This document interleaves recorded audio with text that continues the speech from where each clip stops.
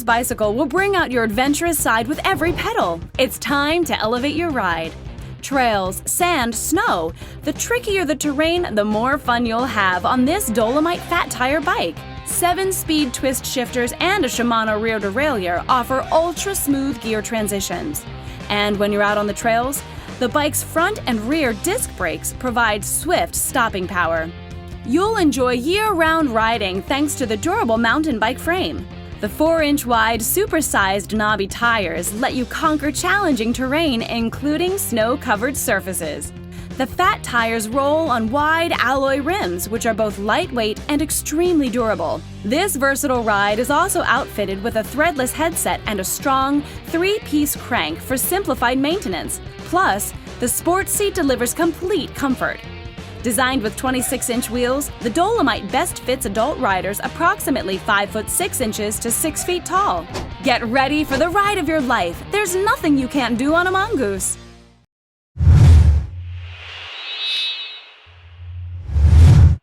Thanks for purchasing your new Royce Union bike. With proper care and maintenance, your bike will give you years of enjoyment. But before that first ride, you'll have to assemble it. We're here to help, so let's get started.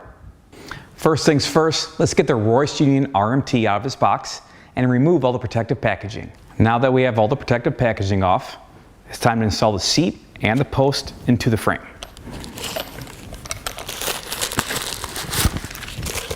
There will be a tapered side which goes into the seat. I'm going to use an adjustable wrench or the wrench provided in the packaging.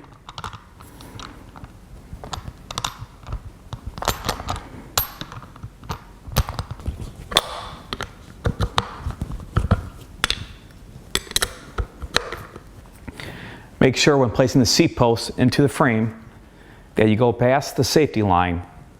The safety line has a marking. You want to adjust this nut where you get some pretty good resistance. Still not tight enough yet. Just go back and keep on readjusting where you get a good amount of pressure.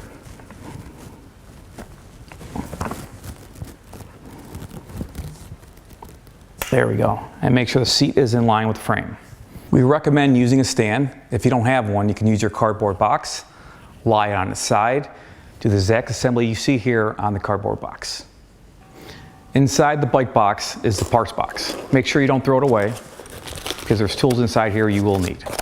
Right and left pedal, rear and front reflectors, derailleur guard, tools, and the owner's manual inside as well.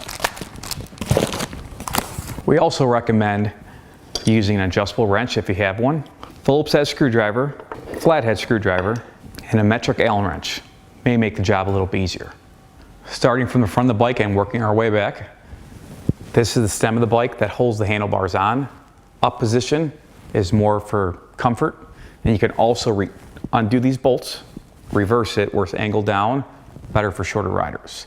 It's your preference whichever way you like, but it is more comfortable being upwards. Now let's put the handlebars on. Use a wrench, undo these 2 bolts.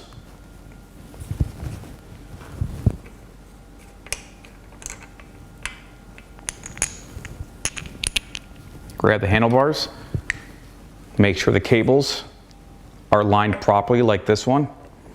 There's grooves here, which are the center. You want to make sure those are in line prior to fastening this back down.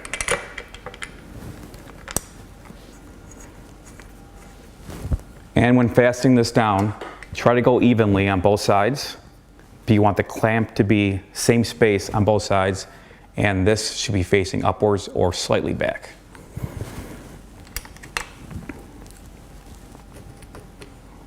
Got to adjust it evenly so no lines are showing in the center of the handlebars. And then retighten these down.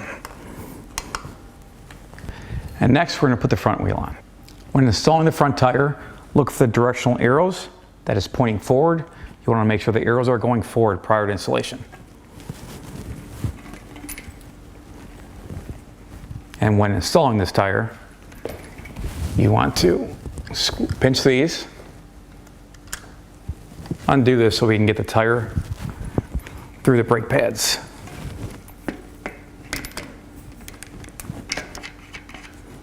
There's holes here where the grooves of these safety spacers need to go in prior to cinching it down.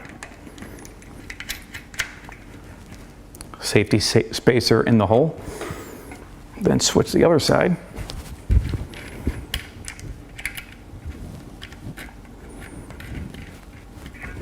And the same thing will go for this one.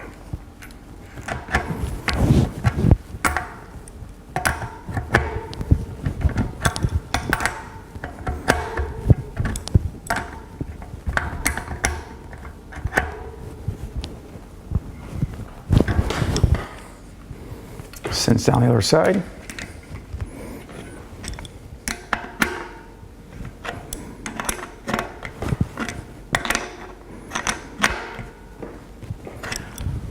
Double check the directional arrows are going forward, and you're ready to move on and reattach this brake.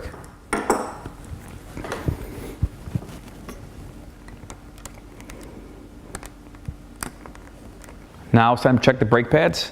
Make sure they're evenly in line with the rims. These look good. If you need to make any adjustments, use your Allen wrench to loosen these up while holding the bottom of it. Loosen it, make sure it's evenly with the rim on both sides, and readjust. Now it's time for the brakes. There is no movement on this side, but we got plenty of movement on this side. Screw right here, Phillips head screwdriver, and if we adjust the tension, we want both brake pads to be touching evenly at the same time. We're still not getting enough movement on this side. So we have to loosen this tension.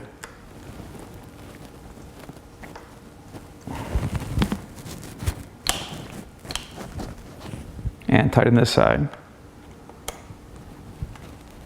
There we go.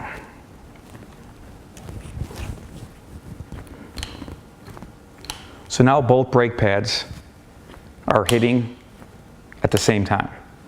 You can apply the same principles that we did with the front brake to the rear brake. Now that we have completed the front of the bike, it's time to move on to the pedals. There's a right and left pedal. Both are labeled either with stickers, and there's always an R and an L on the stem. Right is regular thread, left is opposite thread. Hand tighten, double check, make sure it's the right pedal. And then we use a crescent wrench to complete it.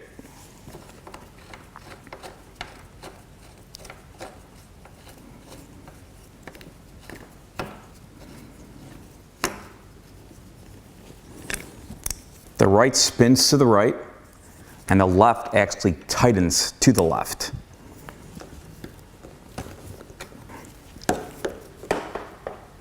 There we go. Make sure they're nice and tight. Now it's time to move on to the left pedal. And just to clarify, the left pedal tightens to the left, labeled L. Start by hand tightening it.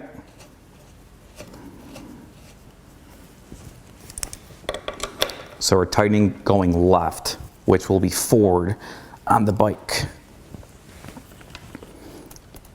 Make sure it's nice and tight. And we're good to go. Now that we have finished the middle of the bike, it's time to move on to the rear. The gears come adjusted from the factory, but it's always good to double check. If you don't have a stand like this, have a friend hold the bike up while you run through the gears. Using your left hand to pedal and your right hand to switch, you want to run through all the gears and just make sure they're smooth. And then going all the way back down. And everything seems to be working properly on this. And now it's time to install the derailleur guard. In the box, it comes with a derailleur guard plus the screws. The derailleur guard is used for any accidental falls. It will protect the derailleur from getting damaged. Using a number 4 Allen wrench, you want to have the washer first, then the screw, tightening both sides down.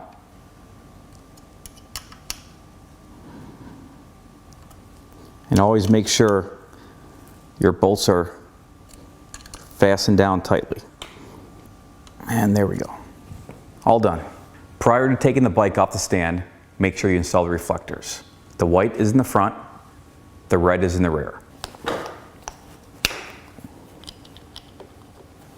Use a Phillips head screwdriver to tighten the reflector down. And also in your parts box, there is a plug that you put in the stem of the bike that helps with erosion, rain from not getting in. Now it's time to move on to the rear reflector. You want to put this on the post, and once again, Phillips head screwdriver. On the Royce Union RMT, tire pressures are rated on the sidewall. PSI for these tires are 40 PSI. Also, while you're here, make sure the directional arrows are going forward.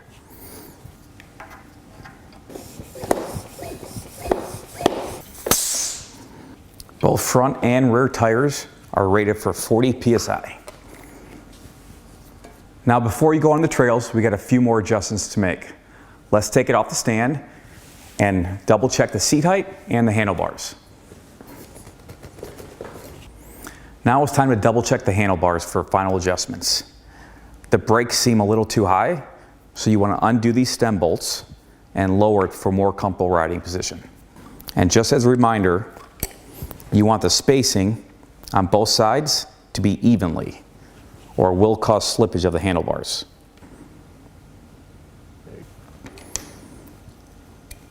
Now that we have the proper adjustments, we want to retighten these bolts onto the stem, making sure the handlebars are in the center prior to tightening them down.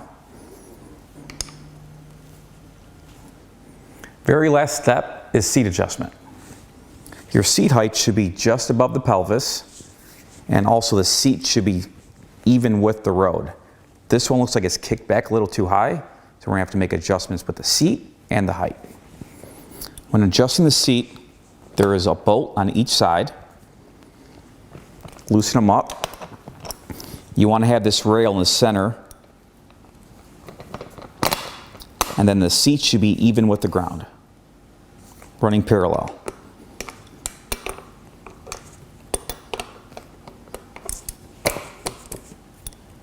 Make sure it's nice and even.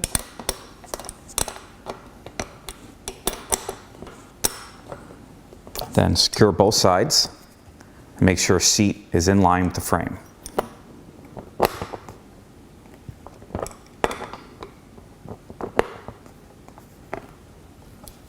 All right, seat is adjusted, ready for the open road.